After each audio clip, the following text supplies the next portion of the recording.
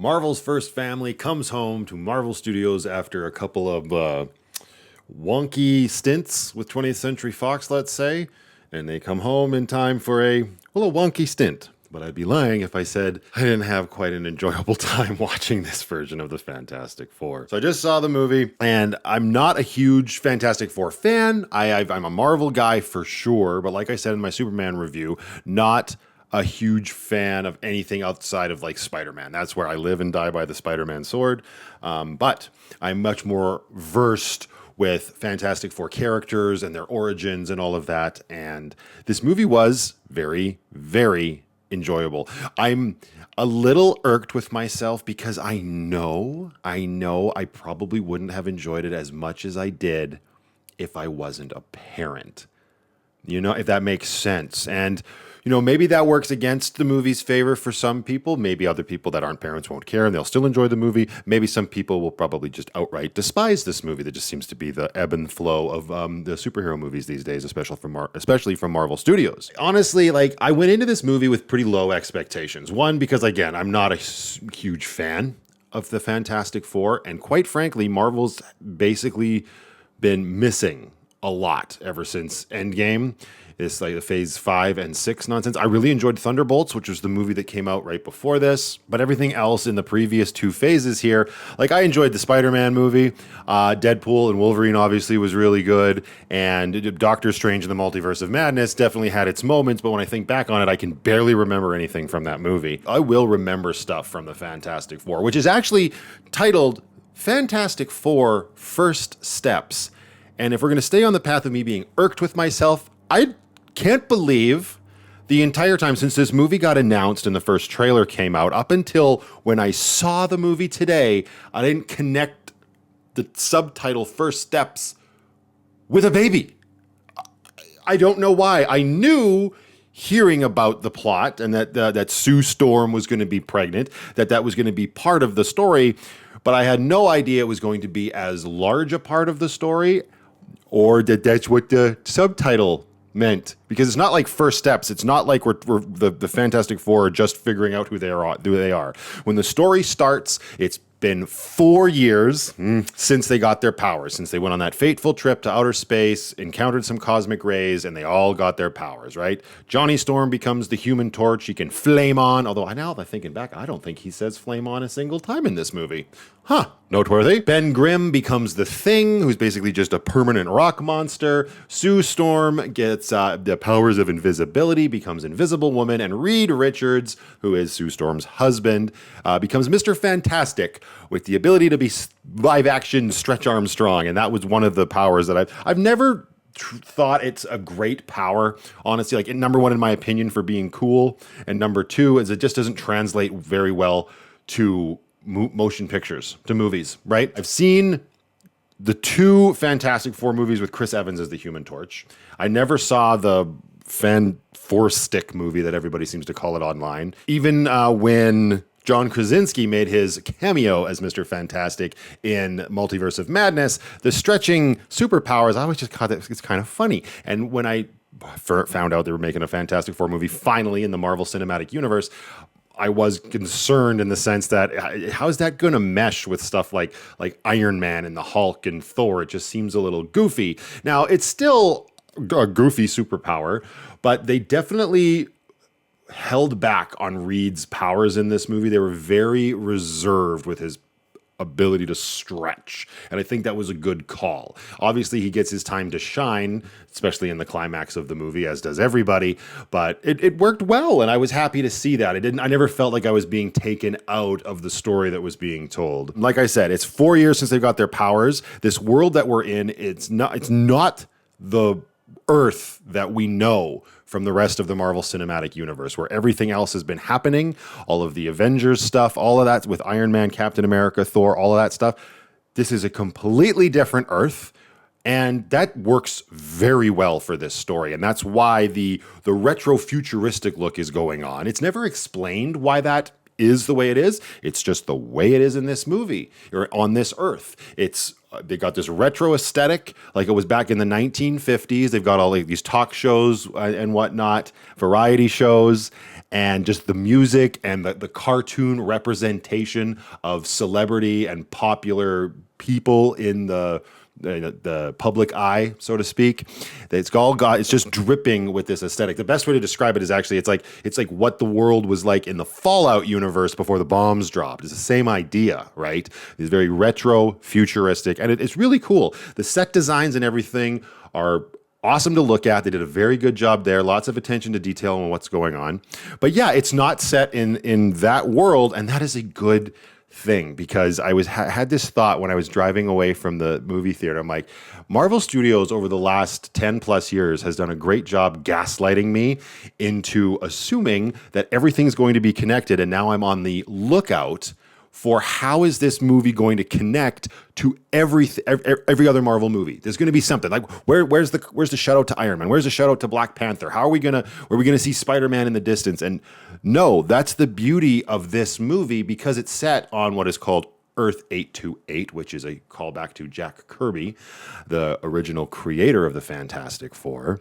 I didn't know that till the end of the credits, actually, so I thought that was pretty cool. What's great about that being set on this Earth is none of that. You don't switch your brain off from thinking that it's going to be connected to anything right now. This movie is a self-contained movie, but I was sitting there wondering, how is it going to happen? And it doesn't happen. And in a way that sort of subverted my expectations for the climax of the movie. And I really enjoyed that.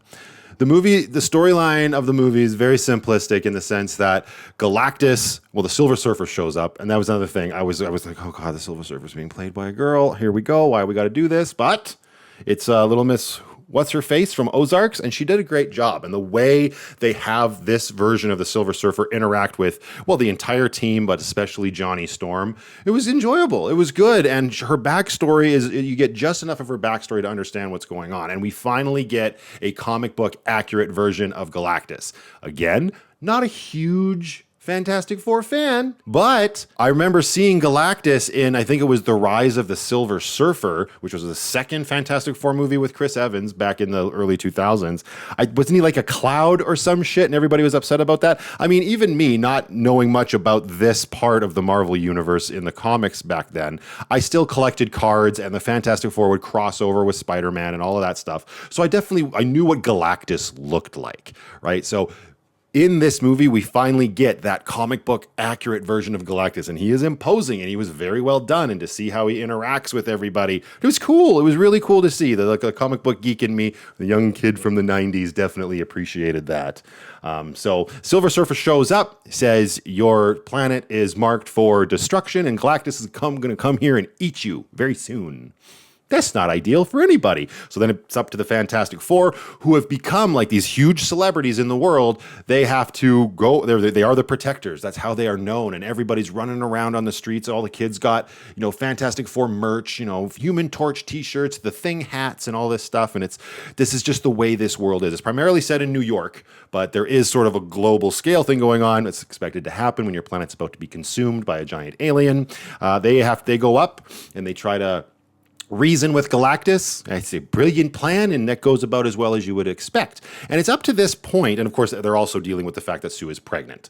That's how the movie effing starts. That's why I was kicking myself. I'm like, oh, all right out the gates with this shit. Again, as being a parent and having gone through all of these motions, it resonated with me. And I think that was a really smart way to emphasize the importance of family, which is what this movie does. It tries to take a page out of the Fast and the Furious book. Honestly, I think it does it better. There's a lot of emotional beats in here that really tugged at my heartstrings, that had me going, simply because it's just, I've been through stuff like that, and it's understandable, right? And I think the movie is the strongest right up to that point. That first half of the movie, the first, 30 minutes of the movie, where they go and they see Galactus for the first time, it's firing on all cylinders. After that, and you realize the driving force of Galactus and his goal. Again, I don't have a lot of experience with the stories of the Fantastic Four comics, so it might be perfectly accurate. It might not be. It did start to feel a little silly, and I was like, oh God, is this what we're going to do? We just sort of took all the wind out of my sails. But again, happy to report that it finds its footing even after that. And it brings itself to this like really cool, logical conclusion. Of course, it's a comic book movie. And there comes moments in the movie where outlandish things are happening. Like I'm talking about stuff being built all over the world in a matter of what feels like days. And it's just like, wow, we are on top of things. And this makes no sense. This timeline is nonsense. There's no way this could happen, but you got to remind yourself you're watching a movie about a man who can stretch his arms like a Gumby, and I know a woman who can just turn invisible. And they got these powers from outer space. So there has to be a little bit of understanding. Again, don't get caught up in the weeds of like what would be realistic and just enjoy the movie for what it is. That's my best advice. And like I said, I went in with low expectations, but I walked out thinking this is probably one of the more solid movies that Marvel has done in a long time. It doesn't have a direct connection to anything else that came before it. There are cool little, if you're in the know with the comic books, shout outs that I saw. Like there's a little, I mean, it's not really a spoiler, but there's this like UN sequence where they're showing all the countries and you see Latveria and there's nobody sitting there. And it's just like, that's cool. Right. I don't know. It was just, it was a lot more enjoyable than I thought. Everybody did, even Pedro Pascal, he did fine. For what I know of the character, he did a really good job playing Reed Richards. Pedro Pascal's good at what he does. That's why I said in my Eddington review, I mean, the guy's in everything. He was in one last week or 2 movies last week, and he's going to be in one this week. This is that movie.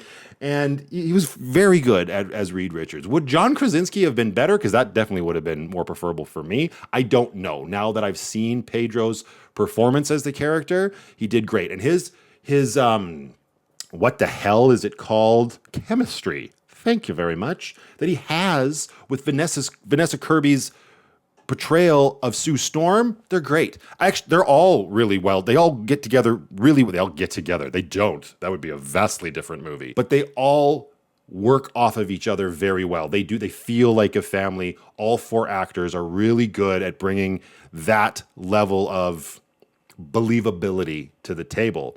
The only one I'm not familiar with is the actor who played the Thing, and it's like, whatever, he's a pile of rocks. He did fine. And I know that the kid playing Johnny Storm, I think, is the guy that played the rock and roller or whatever from Stranger Things season 4, I believe. And he did great as Johnny Storm.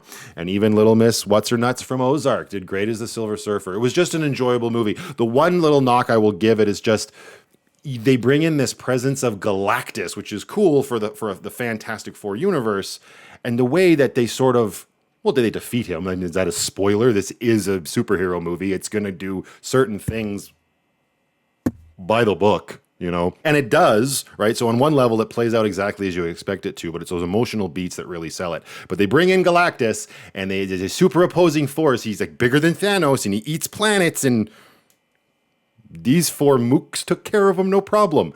It just makes me really wonder how are they going to sell Robert Downey Jr. as Doctor Doom as an above Thanos threat level character, right? So that's all I'm going to say on the movie. I really enjoyed it. I think if you've been enjoying all of the Marvel movies, you are going to enjoy this. I was very happy to see that all of the stuff I had been hearing about the movie didn't seem to come to fruition.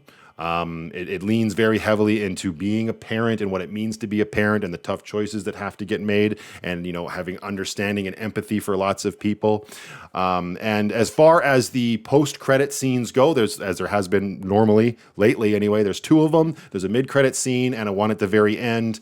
The mid-credit scene, absolutely stay for it. I mean, you're going to be watching those credits anyway. It's cool to see. That middle one is very enjoyable. The last one's literally, don't waste your time. It's just it's the full cartoon commercial that you see snippets of throughout the movie, like promoting the Fantastic Four in world.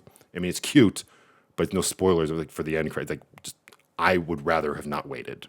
But anyways, those are my thoughts on the new Fantastic Four movie, Fantastic Four: First Steps. Little baby Franklin, the more you know.